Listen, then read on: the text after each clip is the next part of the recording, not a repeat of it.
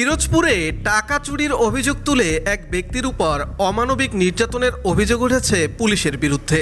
অভিযোগ রয়েছে চুরির কথা স্বীকার করাতে মোমের আগুন দিয়ে তার যৌনাঙ্গ পুড়িয়ে দেয়া হয়েছে। ঘটনাটি ঘটে গত 13ই এপ্রিল পিরোজপুর জেলা গোয়েন্দা পুলিশের মেসে। ভুক্তভোগী ইউনুস আলী যেখানে অস্থায়ী কর্মচারী ও কেয়ারটেকারের দায়িত্বে কর্মরত ছিলেন। দেওয়ার পর একটা মোম জ্বালাই পুরুষ সঙ্গে করে ফেলাইছে।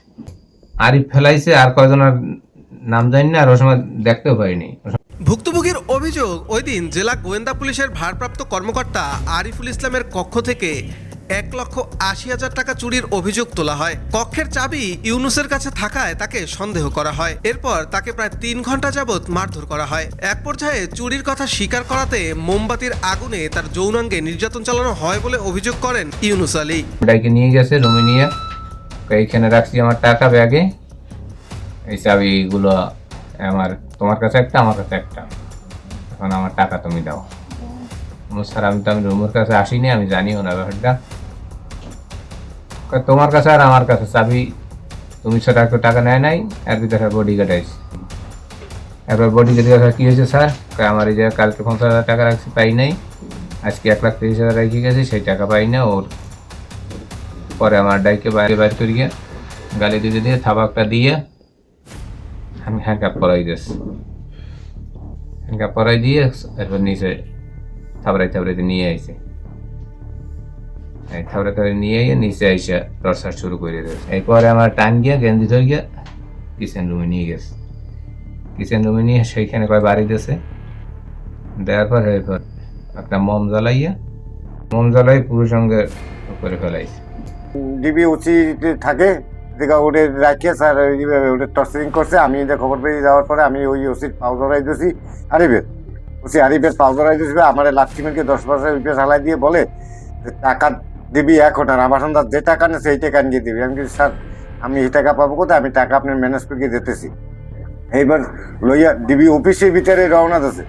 এবার ও আমার ছোটো ভাই আমার বলে, ভাই আমার অফিসে তো না মার্কি ফেলাবে, আপনি টাকা দিয়ে আমার ভাইরে আমার এই জায়গায় রেখে দেন। পরে আমি ওসি বললাম যে স্যার আমি আপনার টাকা 5টার ভিতরে দিতেছি, আর ডিবি অফিসে নিয়ে না।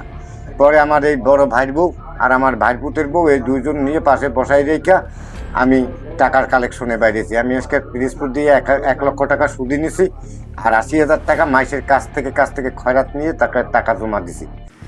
ইউনুস আলী আরও জানান, পরবর্তীতে বিষয়টি ধামাচাপা দিতে তার চিকিৎসার খরচ বহনের প্রস্তাব দিয়ে চুপ থাকতে চাপ প্রয়োগ করা হয়। এ বিষয়ে অভিযুক্ত পুলিশ কর্মকর্তা আরিফুল ইসলাম নির্যাতনের অভিযোগ সম্পূর্ণ অস্বীকার করেছেন। তবে এ বিষয়ে তার কাছে জানতে চাইলে তিনি কথা বলতে অপারগতা প্রকাশ করেন। যেইটা অ্যাক্সিডেন্ট হয়েছে আমি আপনার বলি, এখন সব জিনিসটা স্বপ্ন, আপনি তো একটা শিক্ষিত লোক, আপনি তো বলি তার তো অ্যাক্সিডেন্ট হয়েছে, কিন্তু এই জিনিস করার মতো লোক আমি না। আপনি যে কাজটা করছে আমাদের ওইখানে একটা সোর্স ছিল রিপন, ও রান্নাঘরে নিয়ে গেছে, রান্নাঘরে নিয়ে এই কাজটা করছে। কিন্তু তখন আমি এই পাশে বসাছি, যে ইয়ার যে রুমটা অফিসার মেসেজের নিচে বড় রুমটা, এখানে ফ্যানের নিচে বসাচ্ছে। যাইতো আইনি প্রক্রিয়ার মাধ্যমে যাওয়া যাইতো। আর নিজের লোক, আমি আপনার বলি, আর নিজের লোক রে, তো ও তো আমাদের লোক। তখন এই দুপুর বেলা এই কাজটা, এই ঘটনাটা ঘটছে দুপুরে।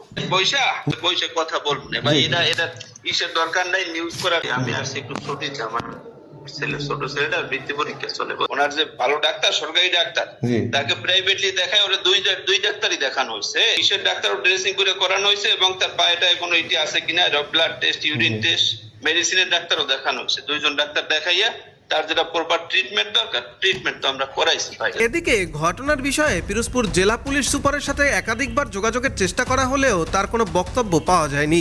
ঘটনাটি নিয়ে এলাকায় বেশ চাঞ্চল্যের সৃষ্টি হয়েছে।